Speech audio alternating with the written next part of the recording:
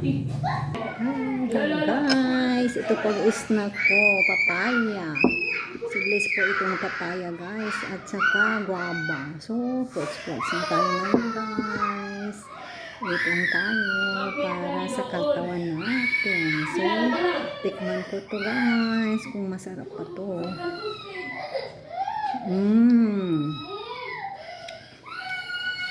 Ang sarap guys. Ang tamis-tamis.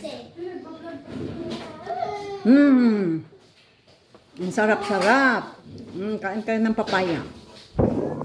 Ang sarap ng papaya po. Ayan, ice cream pa kayo ha. Embrace. Oh, hindi naman na mamaak. Nag-embrace rato si Toasted, naglambing.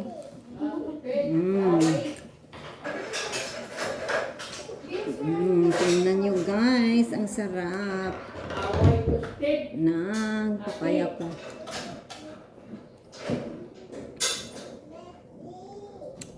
Ang tamis-tamis guys.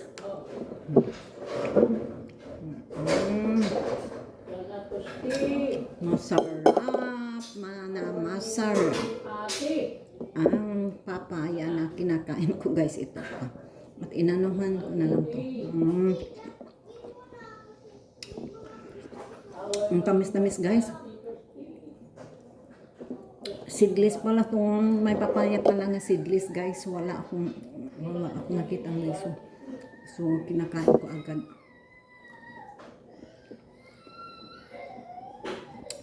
Ang tamis-tamis. Parang ano guys, parang malunggap.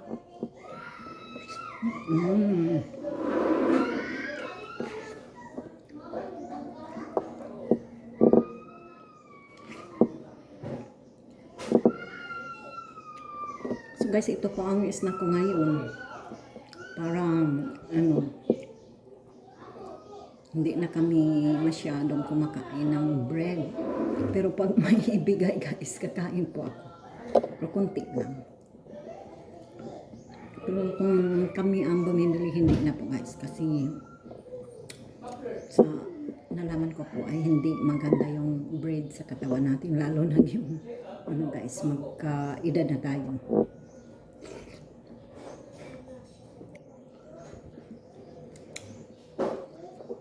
Sarap guys. Tingnan nyo, 2 slice na ang naubos ko. So, ang sarap-sarap ng papayang ito guys. Ayan. Ano lang to guys? Binigay lang po sa amin yung may tanim ang friend ko dito sa kapitbahay namin. Kasi yung sa akin na ano na, napatay na sa ulan at meron na ding namumunga sa ngayon guys. So, kain na naman ako ng guava guys. Guava na naman to guys. Ini-slice ko muna, ini-slice ko para hindi ako mahirapan guys. Kain. Nanguyaw niya. Presko na itong bayabas na to guys. Ngayon ko lang ito pinipitas sa puno.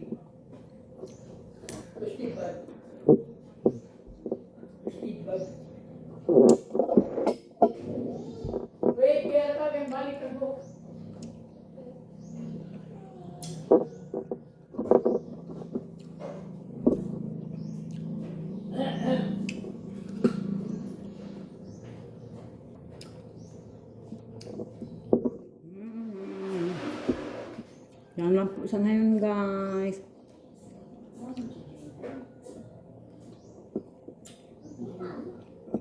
Ang sarap-sarap din ng guava guys. Crunchy basta fresh.